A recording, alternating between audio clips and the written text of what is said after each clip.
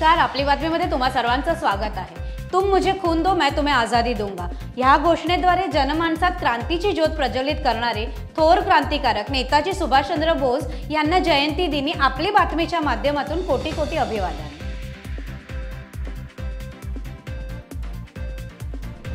जाज्वल्य हिंदुत्वाचा झंझावात। आज वंदनीय हिंदू सम्राट शिवसेना प्रमुख स्वर्गीय बाळासाहेब ठाकरे यांची जयंती आहे। यांना जयंती दिनी आपली बातमीच्या माध्यमातून कोटी कोटी नमन। पुढील बातमी दावोसून। रिलायन्स इंडस्ट्रीज सोबत 3,05,000 कोटीचा ऐतिहासिक सामंजस्य करार। यामुळे सुमारे 3 लाख रोजगार संधी। याबद्दल मुख्यमंत्री माननीय देवेंद्र फडणवीस यांनी काय सांगितलं ते पाहूया।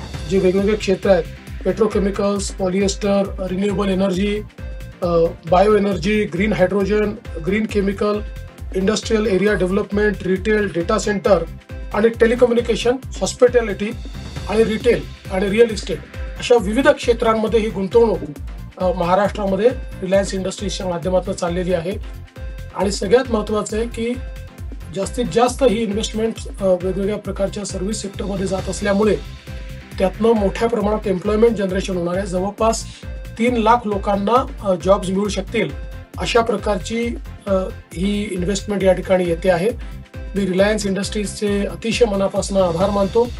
मुख्यमंत्री श्री देवेंद्र फडणवीस जी यांच्या नेतृत्वात महाराष्ट्र देशातील क्रमांक 1चं राज्य असेल। माध्यमांशी बोलताना महसूल मंत्री आणि भाजपा महाराष्ट्र प्रदेश अध्यक्ष माननीय चंद्रशेखर बावनकुळे जी यांनी सांगितलं, महाराष्ट्राचा थांबणार नाही। महाराष्ट्र देशातलं क्रमांक 1चं राज्य असेल। महाराष्ट्र हा मजबूत महाराष्ट्र आणि देवेंद्रजींच्या पुढच्या 5 वर्षाच्या कार्यकाळामध्ये महाराष्ट्र हा जनतेच्या हृदयातला महाराष्ट्र हा प्रचंड शक्तिशाली झालेला दिसेल। महाराष्ट्र हा बलशाली झालेला दिसेल असं मला वाटतं। भाजपा महाराष्ट्राच्या सर्व कार्यकर्त्यांना एकत्र घेऊन पुढे जाणार। टीव्ही 9ला दिलेल्या एका मुलाखतीत भाजपा महाराष्ट्र प्रदेश कार्यकारी अध्यक्ष माननीय रवींद्र चव्हाण जी यांनी सांगितलं, खरं तर ही संघटनात्मक जबाबदारी अतिशय मोठी आहे याची मला पूर्ण कल्पना आहे। त्यामुळे सर्व कार्यकर्त्यांना, सर्व पदाधिकाऱ्यांना आणि इथल्या असणाऱ्या सगळ्यांना एकत्र घेऊन चालणं, संघटनात्मकदृष्ट्या सरकार आज महायुतीच्या सरकार हे पुन्हा एकदा महाराष्ट्रात आलं आहे। आदरणीय देवेंद्रजी मुख्यमंत्री म्हणून पदभार स्वीकारत आहेत, उपमुख्यमंत्री म्हणून आदरणीय शिंदेजी आणि आदरणीय अजितदादा हे पदभार स्वीकारत आहेत। दावोस येथे मुख्यमंत्री माननीय देवेंद्र फडणवीस जी यांच्या नेतृत्वात के राहेजा कॉर्प्स लिमिटेड सोबत 43,000 कोटीचा सामंजस्य करार करण्यात आला आहे। ऐतिहासिक आणि महत्त्वाची बाब म्हणजे आतापर्यंत सुमारे 15 लाख कोटी रुपयाचे सामंजस्य करार करण्यात आले आहे।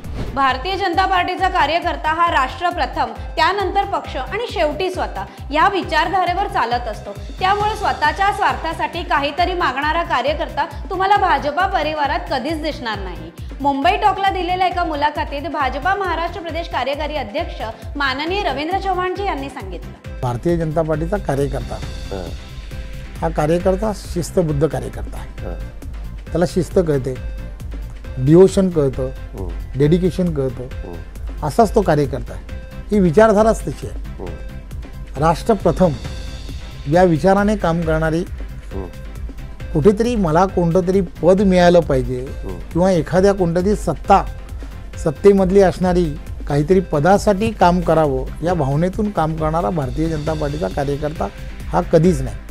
त्यामुळे विचारधारेत काम करणाऱ्या प्रत्येक कार्यकर्त्याला काय कळतं तर आपलं नेतृत्व हे ज्या पद्धतीने विचार करत आहे त्या विचार करत असताना ते काहीतरी आपल्यासाठी किंवा आपल्या पक्षासाठी किंवा आपल्या विचारधारेसाठी काहीतरी योग्यच विचार करत असेल।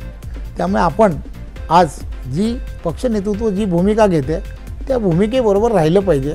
जळगाव जिल्ह्यातील दुर्दैवी अपघातातील मृत्यूंच्या वारसांना 5 लाख रुपये आर्थिक सहाय्य राज्य सरकारतर्फे करण्यात येईल आणि जखमींचा संपूर्ण खर्च सुद्धा राज्य सरकार करेल।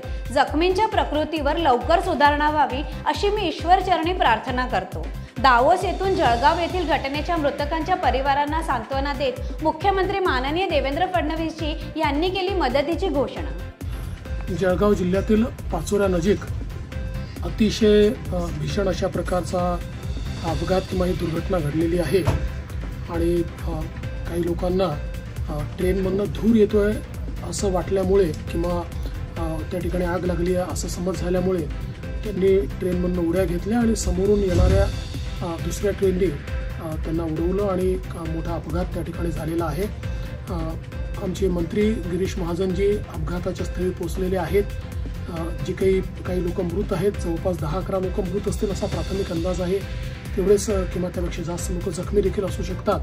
त्यामुळे सर्व जखमींची व्यवस्था ही करण्यात आलेली आहे. माझं जिल्हा प्रशासनाशी बोलणं झालं आहे, पोलीस प्रशासनाशी बोलणं झालं आणि मंत्री महोदयांशी बोलणं झालेलं आहे. ज्यांना जे त्या ठिकाणी मृत आहेत त्यांच्या कुटुंबाला 5 लाख रुपये मदत ही महाराष्ट्र सरकारच्या वतीनं आम्ही देणार आहोत. आणि जे जखमी आहेत त्यांचा संपूर्ण उपचार हा वेगवेगळ्या हॉस्पिटल्समध्ये जिथे जिथे ते आहेत तो सगळा मोफत उपचार त्या ठिकाणी करण्यात येईल. आणि त्यांचे जे नातेवाईक आहेत त्या नातेवाईकांच्या फॅसिलिटेशन करता किंवा त्यांना नीट सगळ्या गोष्टी मिळाव्यात अशा करता देखील सर्व प्रकारचे निर्देश देण्यात आलेले आहेत. अतिशय दुर्दैवी अशा प्रकारची घटना आहे आणि मंत्री आमचे गिरीश महाजन या संपूर्ण जी काही घटना आहे त्या घटनास्थळी पोहोचून सर्व प्रकारच्या गोष्टी हँडल करतात. आमची तुमची भाजपा सर्वांची. तुम्हाला जगातील सर्वात मोठ्या पक्षाचा सदस्य व्हायचंय का? तर आता तुमच्यासाठी ही संधी 31 जानेवारीपर्यंत वाढवण्यात आली आहे.